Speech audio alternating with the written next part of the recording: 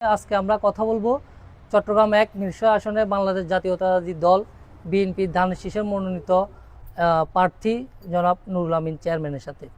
তিনি ইতিমধ্যে উপজেলা পরিষদের চেয়ারম্যানের দায়িত্ব পালন করেছে এবং চট্টগ্রাম উত্তর জেলা বিএনপির যুগ্ম আহ্বায়কের দায়িত্ব পালন করেছে।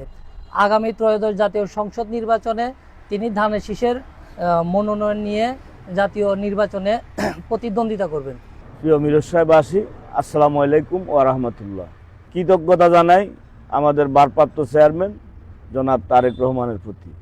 আমাকে ধানের শীষের প্রতীকে নির্বাচন করার যে সুযোগ দিয়েছেন, এই জন্য আবারও মহান রাব্বুল আলামিনের দরবারে শুকরিয়া জ্ঞাপন করছি, আলহামদুলিল্লাহ। নির্বাচনের প্রস্তুতি বলতে আপনি যে কথা বলছেন, আমাদের নির্বাচনের প্রস্তুতি আমরা অনেক আগে থেকে নিয়ে রেখেছি। 2018 সালের যে নির্বাচনের প্রস্তুতি আমাদের ছিল, তখনই আমাদের নির্বাচনের প্রস্তুতি ছিল। সেই নির্বাচনী প্রস্তুতির উপর আমরা এখন একটু কাজকর্ম করি, এটাকে ঠিক করে নিচ্ছি। নির্বাচনের সার্বিক পরিস্থিতি অতীতের সকল সময় সে ভালো। তফসিল দিয়েছে মনে করেন আজকে 1 মাস, কোথাও রাজনৈতিক নির্বাচনে হানাহানি, মারামারি, কাটাকাটি, প্রতিহিংসার পরায়ণে কোনো কিছুই নেই। একদম শান্তভাবে যার নির্বাচন সে যাকে ইচ্ছা তার পক্ষে কাজ করতেছে। আমি আশা করি এই মিরসরাইতে অন্তত পক্ষে নির্বাচনী পরিবেশ নষ্ট হবে না। আমরা নির্বাচনী পরিবেশ নষ্ট না হওয়ার জন্য জাতীয়তাবাদী পরিবারের পক্ষ থেকে আমরা সকলে একমত হয়েছি, ঐক্যবদ্ধ হয়েছি। জনগণ আপনাকে কেন ভোট দিবে? বিএনপিকে ভোট দিবে। বিএনপিকে ভোট দিলে আমাকে ভোট দিবে।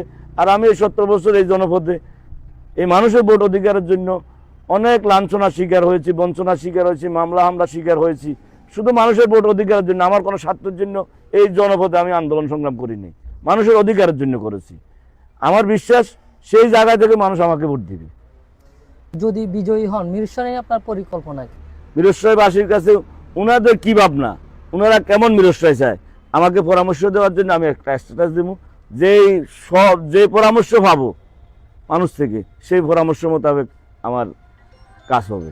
ইতিমধ্যে তো আপনি প্রত্যন্ত অঞ্চল সবগুলাতে ঘুরে বেরিয়েছেন, এখন পর্যন্ত মানুষের চিন্তা এবং মানুষ থেকে কিরকম সাড়া পেয়েছেন? আলহামদুলিল্লাহ, মানুষের চিন্তা আপনি তো দেখতেছেন কেমন মানুষের অবস্থা। আমাদের নেতা জনাব তারেক রহমান আসার পরে বাংলাদেশের মানুষের কি যে উৎসাহ উদ্দীপনা, সেটাতে তো প্রমাণ হয় মানুষ কি চাচ্ছে, বিএনপিকে চাচ্ছে। মানুষ আমাদের নেত্রী দেশনেত্রী বেগম খালেদা জিয়ার মৃত্যুর পরে অল্প সময়ের মধ্যে দেখেছেন বাংলাদেশ পৃথিবীর ইতিহাসে মনে হয় এই জানাজা আর হয় নাই। মানুষের যে উপচে পড়া ভিড়, মানুষের যে আমাদের দলের প্রতি মানুষের ভালোবাসা, আমাদের নেতা নেত্রীর প্রতি যে ভালোবাসা, সেটা তো প্রমাণ হয়েছে।